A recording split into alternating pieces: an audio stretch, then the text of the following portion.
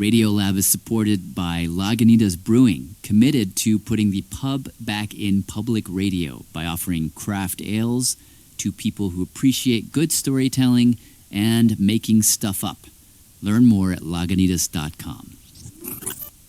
Oh, okay. They're going to record it. I'm going to record it here, too. All right, 3, 2, 1. Hey, I'm Jad Abumrad. I'm Robert Krulwich. This is Radiolab, and today, Evil? although I don't know if that's the right word for this next thing. Yeah, because it's sort of... More complicated. When you call someone evil, then you're kind of done with them. Yeah. But there's been a fellow, I've been thinking about him for a better part of the year, as you know. He's such a puzzle to me. I can't quite place him. Though it's very fun to try. And I heard about him from science writer Sam Keane. Well, let's talk about Fritz Haber. So first of all, could you just, when did he live and what did he look like and that kind of stuff? He was doing his great science work right around the turn of the 20th century, so right around 1900. Very distinctive-looking man, bald on top, trim, nice mustache, wore a little pince-nez. Is that how you say the? Is that how you pronounce it? I call it pince-nez, so I'm not sure. Pince-nez, okay. One of those very tiny, old-fashioned pair of glasses that would pinch on your nose. And he was someone who had very big ambitions. Just to put that in context, and to bring a few other of our storytellers in. He comes from Breslau, Germany, That's Fred Kaufman, reporter. which is a fairly small, smallish sort of town. And so does Clara, That's Fritz Haber's wife. We're going to meet her later. right? Clara comes from the same town. And they're both secularized Jews. But this was a moment in German history, he says, when Jews had a decent amount of freedom. And this is the difference between Kaiser Wilhelm and, of course, Hitler's Germany. Yeah. Is To that- put it in context, Dan Charles, he's a historian. his was the first generation when a young Jewish boy could truly imagine that he could just be a regular part of that society. He could do anything. And he believed it. Fast forward 10 years, Fritz Haber is a professor. Small university. He's working with chemicals. It's about 1880. And he throws himself at one of the central issues facing Germany at that time. Germany has a problem. A big problem. It has enough, what they used to call then solar energy, You know, energy from the sun to grow crops. to feed about 30 million people. However, that leaves behind 20 million Germans. You mean they're looking at 20 million people going hungry? That's what we're heading towards. I mean, you have to remember, during the Crimean War in the 1850s, Europe starves. So around the turn of the century, for German scientists like Haber, this was the challenge. He wants to feed Germany. And actually, this wasn't just a German thing. A lot of people were beginning to worry that with about 1.5 billion people on the planet at that point, that maybe we were maxing out, that the Earth couldn't support this many people. And everyone thought, well, we know the solution. Yeah, we just need a whole lot more of one simple element. Nitrogen. Nitrogen. They needed more. Nitrogen. Nitrogen is an essential part of amino acids and proteins. And when you stick a seed, like a wheat seed, in the ground, One of the reasons it grows is because it's sucking up all the nitrogen in the soil. to make its cell walls, Without nitrogen, you don't have life.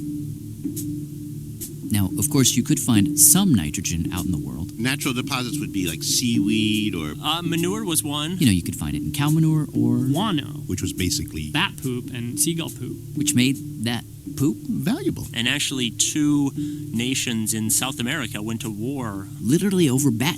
You could say people were bat crazy. By the way, that's reporter Latif Nasser. You know, this was like oil is today. This is... Everybody was desperate for new sources of nitrogen, and to make the problem even more annoying, The most common source of nitrogen is in the air around us.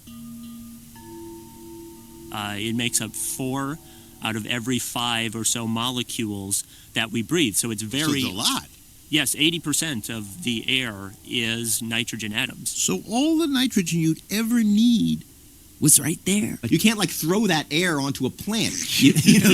They couldn't deploy it. Meaning they couldn't capture it. That's right. And part of the problem here, and although once again we're getting a little ahead of ourselves, We'll be right back to Haber, but wait, let's just finish this. is that nitrogen is trivalent. Trivalent. In other words, nitrogen has really strong attachments to itself. What he means is that when nitrogen atoms are just free floating in the air, they will cling to each other. These 3 little nitrogen atoms will fiercely hold together, and it's almost impossible to pry them apart. His calculations showed that it couldn't be done. At least not without a tremendous amount of energy. More energy than seemed like possible to make. Yeah, yes, but, being ambitious. Haber starts thinking, in order to do this, we need to pressure this. We need to put it under a lot of pressure. So he starts experimenting. He figures out a way to take a lot of air that's filled with these little nitrogen bonds clinging to each other and pump it To a big iron tank Under extreme pressure. at high temperature, And then he forces hydrogen into the tank. Get in there. and you have a number of chemical reactions. And what happens is that you're elbowing the nitrogen apart from itself and then forcing it to bond with the hydrogen in a new way. And when hydrogen and nitrogen bond together, the thing you get? Is ammonia. A liquid that has captured the nitrogen right out of the air. You literally get a drip, drip, drip of ammonia.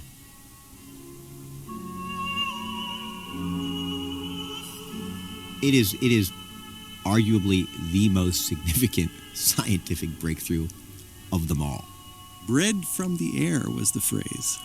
Because Haber had figured out a way to take nitrogen from the air, put it into the barren ground, and grow wheat. This has allowed the world to have 7 billion people. This is what's driving the world towards 10, 12 by 2050. Now we're seeing about 100 million tons of synthetic fertilizer produced industrially each year, and that tonnages then moves into our food source. Our food source then moves into our bodies, and the rough statistics are that half of each of our bodies contains nitrogen from the Haber process. No, Really?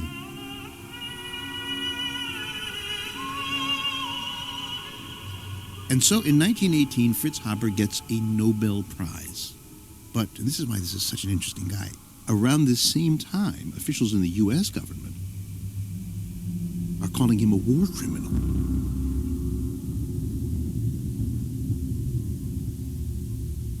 All right, just to back up for 1 second. After Haber's nitrogen discovery, He was promoted.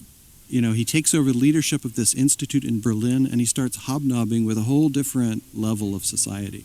that's Stan Charles again. I mean, it's a pretty heady thing for, a Jewish kid from Breslau to be hobnobbing with the emperor and cabinet ministers. He's part of the club, and he really, really relished it. And not just because he was vain, which everyone agrees he was, but because he loves his country. He loves the fatherland, and he loves Germany. So When World War I begins, he signs up immediately, sends a letter volunteering for duty. Saying, the process that I use to make food? Well, I can use that same process to make Explosives? Because the thing that you put into the ground to grow more food is also the thing you can explode to make a bomb? That's correct. Because it takes such energy and pressure to separate it, this trivalent bond is so strong that when it comes back together, that energy that's released, it could be used for life or death.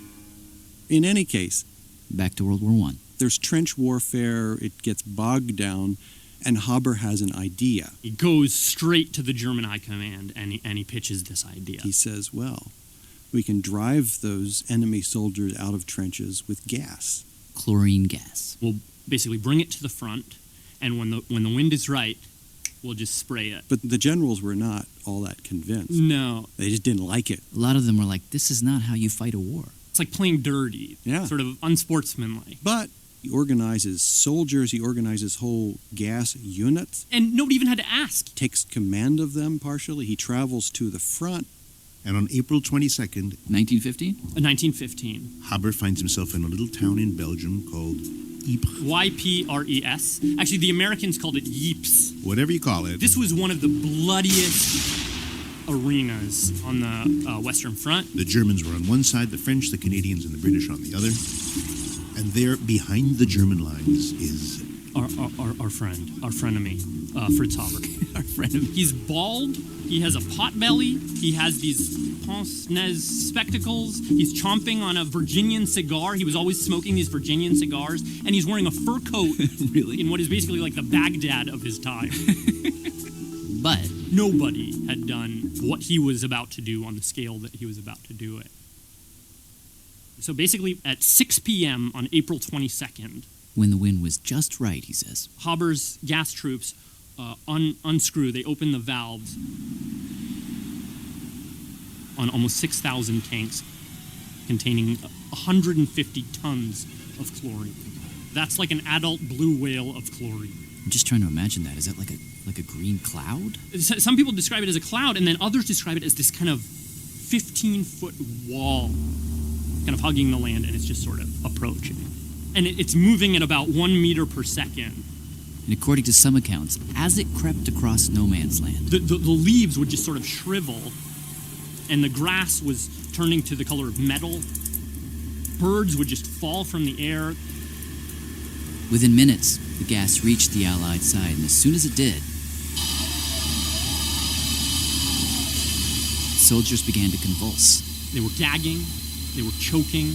Hundreds of them were falling to the ground. What is the gas doing to them exactly? I think what it's doing is it's, if you breathe it in, it sort of irritates your lungs to the extent that they sort of fills up with fluid so quickly that you sort of drown in your own phlegm. So they were actually drowning? Literally drowning on land. Wow. Yellow mucus was frothing out of their mouths. Those who could still breathe would turn blue. This is a description of hell. Yeah. But Haber saw it as a wonderful success and wished that the Germans had been better prepared to exploit it, because he felt like they really could have made a terrific advance if they had had more confidence. And he is celebrated for it. He gets promoted to the rank of captain. And he goes home for a few days, a hero.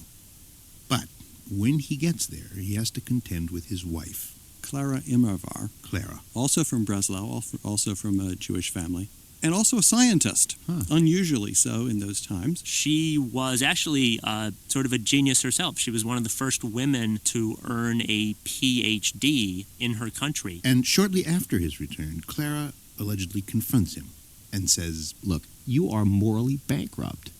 "How could you?"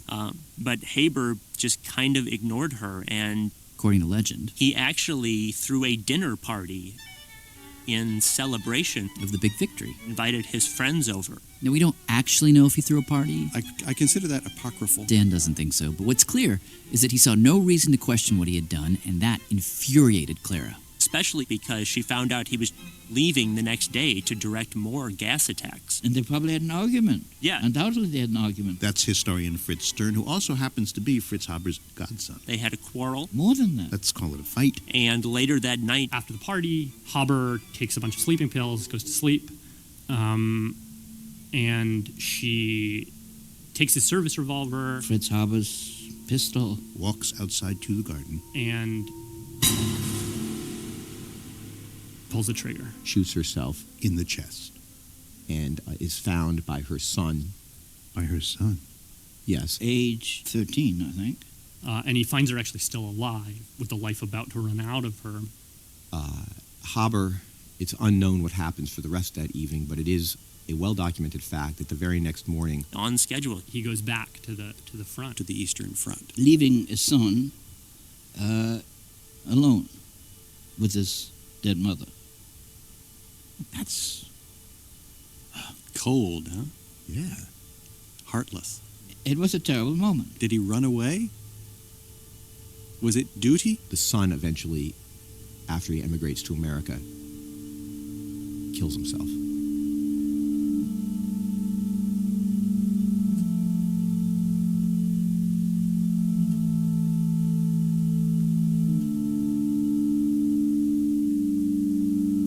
See, now around this point, I just don't want to have anything to do with this guy. This is, I just want to take a shower, walk Yeah. away. Yeah, me too. You know, on the other hand, I mean, if you look at the grand calculus, people he's helped or fed versus people he's killed, I mean, he's fed billions of people. I don't know that you could entirely call him bad. I might even tilt towards saying he's a little good, to be honest. You wouldn't, though. Would you really? Would you really think that this guy's a good guy? Honestly, yeah. Just because of a mathematical summing up? We're talking billions of people. He's standing there on the front, pushing the gas into the lungs of other human beings. Now, admittedly, it's a war, but still. Then he goes and celebrates that, and then walks away from his child and his wife dead in the garden and says, more of that, please. Well, there's something distasteful about the fact that he was too into it. But I do think on some level you have to divorce the man from his deeds, and you got to ask, is the world better with him or without him? I think you got to answer it with him, right? Well, should we keep going with the story? Yeah. All right. So, Sam, what happened to this guy after World War I? He actually was very humiliated that Germany had lost, and especially humiliated over the fact that they had to pay enormous war reparations to other countries. So he decided he was going to invent a process to pay for these reparations by himself.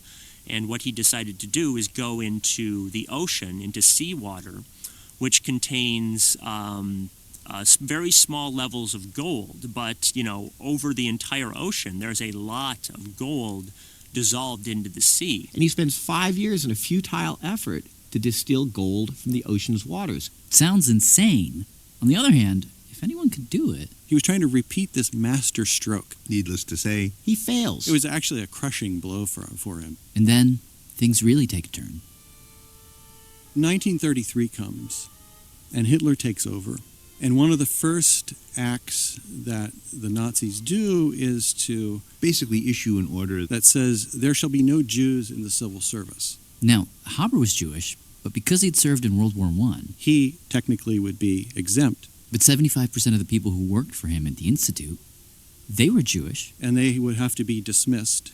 So, he decides to take a stand. And says, this is intolerable, I'm going to resign. He says that he's always been hiring people based on how smart they are and not who their grandparents were. So he sends a letter to the Ministry of Education resigning, and he leaves Germany. Telling a friend, he felt like he'd lost his homeland. And then he starts this period of roaming. He eventually goes to England. But in a famous incident, one of England's leading scientists refuses to shake his hand. And he is basically homeless at this point. He's a man adrift. Meanwhile, his health is failing. In 1934, he takes a trip to Switzerland to a sanatorium. But before he can get there, his heart fails, and he dies. Now, there's a footnote to this that is very strange. I got a little... my dorsal hairs stood up when I read the end of this. Right.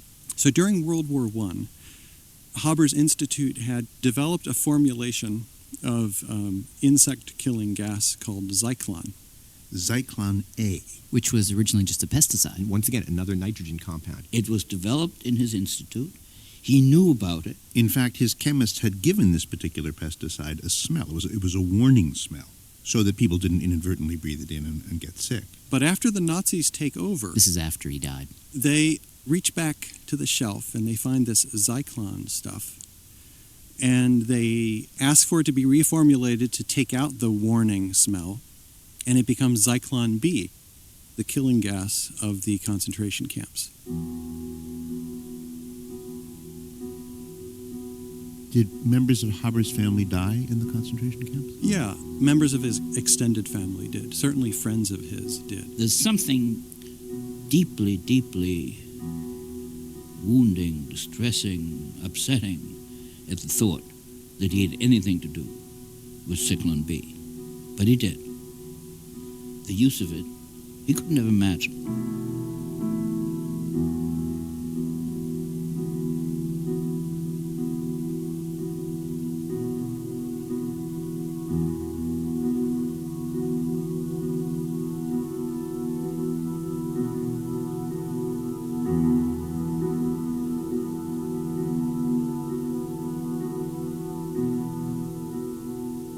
So, how do you feel about him now? Because I don't know, I can't help but feel bad for the guy. Despite the chlorine gas, like, he didn't intend for that to happen. He could have never imagined that. No, but there's part of me that says, here's a guy who just wanted to do everything better than it had ever been done before, whether it was feeding or killing. And he does. And he does. But he does it with a kind of amoral athleticism. He does it without humility, without a lot of doubt. And, it's a craft, but it's a craft with consequences. And to approach it with kind of crazy joy, I don't know. I would rather have scientists who carry doubt with them as they proceed. Yeah, I agree with that. Maybe it's all about doubt in the end.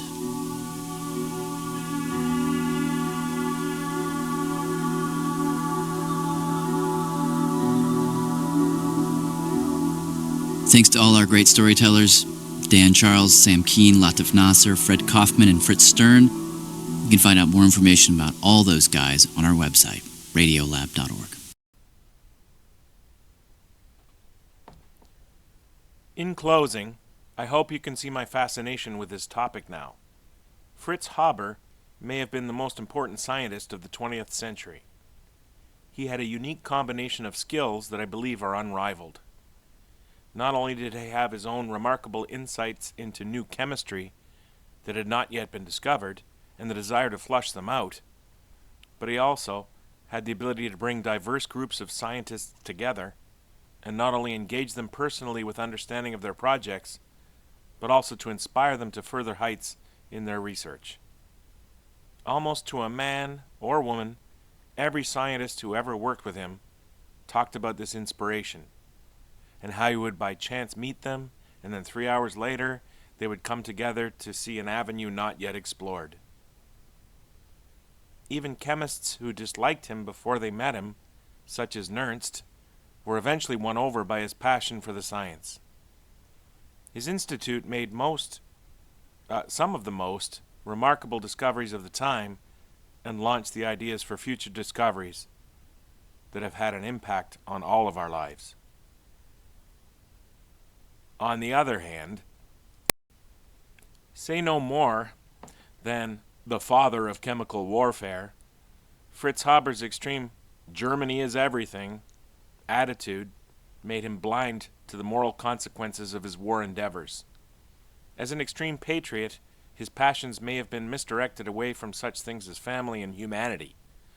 Clearly, this passionate man was not a good husband or father. Is this just that his passions were misguided, or did it make the world a better place? Was it what the world needed then, or were his successes what the world needs now?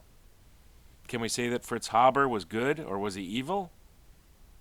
Is it possible to be both?